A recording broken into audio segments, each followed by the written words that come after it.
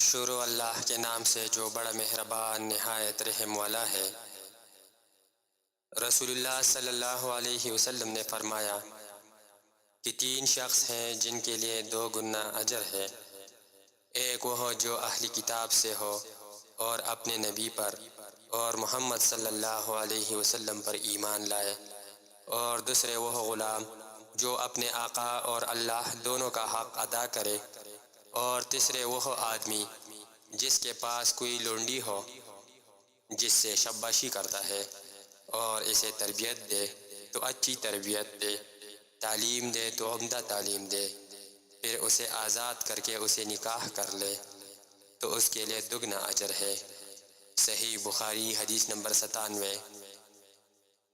نبی صلی اللہ علیہ وسلم ایک مرتبہ عید کے موقع پر مردوں کی صفوں میں سے نکلے اور آپ کے ساتھ بلال رضی اللہ تعالیٰ عنہ تھے۔ آپ کو خیال ہوا کہ عورتوں کو خطبہ اچھی طرح نہیں سنائی دیا، تو آپ نے انہیں علیحدہ نصیحت فرمائی اور صدقے کا حکم دیا۔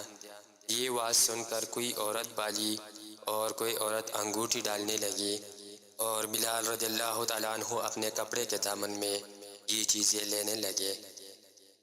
صحیح بخاری حدیث نمبر 98۔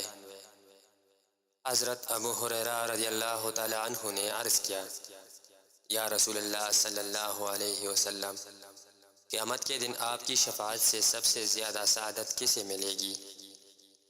تو رسول اللہ صلی اللہ علیہ وسلم نے فرمایا، اے ابو ہریرہ، مجھے یقین تھا کہ تم سے پہلے کوئی اس کے بارے میں مجھ سے دریافت نہیں کرے گا، کیونکہ میں نے حدیث کے متعلق تمہاری حرص دیکھ لی تھی۔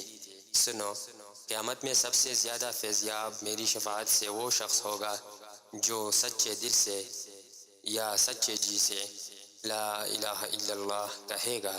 صحیح بخاری حدیث نمبر 99۔